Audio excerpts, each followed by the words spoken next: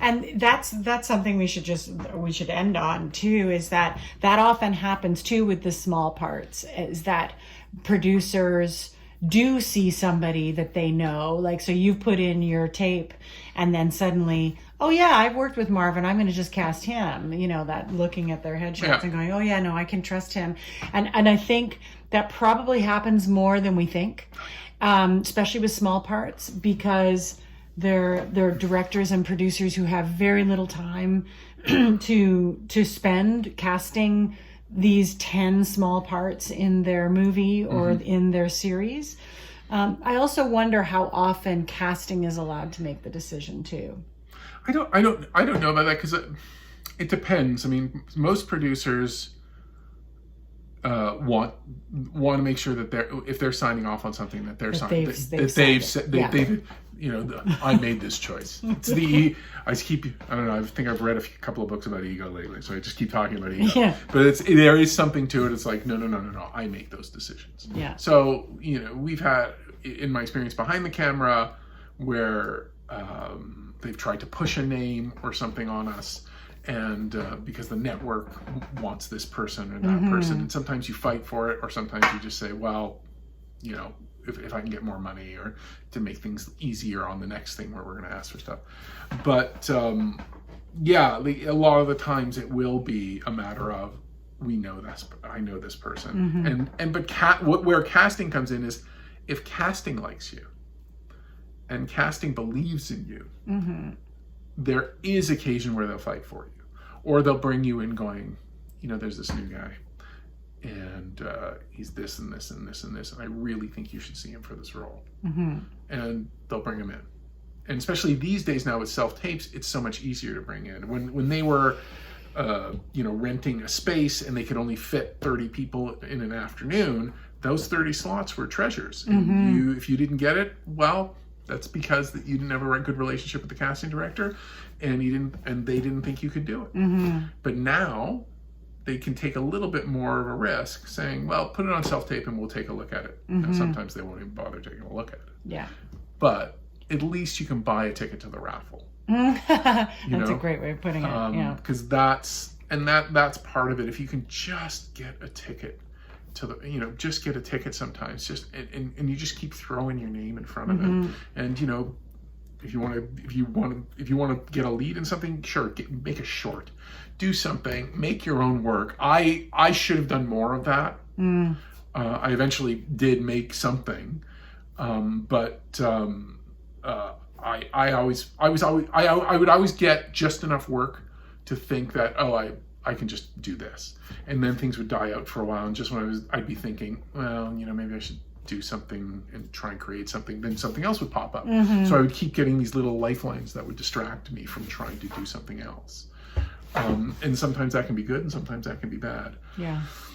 I found, and I don't know if you found this, I found theater, like my agent hated it when I did theater.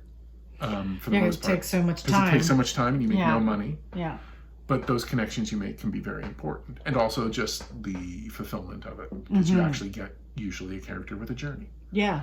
And you have control of the story, which is something I've talked to them a lot about, is that the differences between film and television and theater is the ability to tell a story. So you have no control of the story when you're in film and television. Even if you're a lead, you have very little control. And honestly, it's the editor's journey, right? Yes, I was going to say the person who has the most control at the end of the day, the editor. Yeah. It was amazing to me to see what the magic an editor can do in the room. They can change an entire scene. They can rewrite change an entire scene. Character. Yeah, absolutely. And that's the miracle of it. But the thing, like for me, what ended up happening with theater was I did almost a complete year in theater, where I was in the prairies. I did summer stock here. So I was on the road for about 10 months in one year doing theater all over the country. And then I came back to Toronto. I paid my rent for the next month, and I was broke.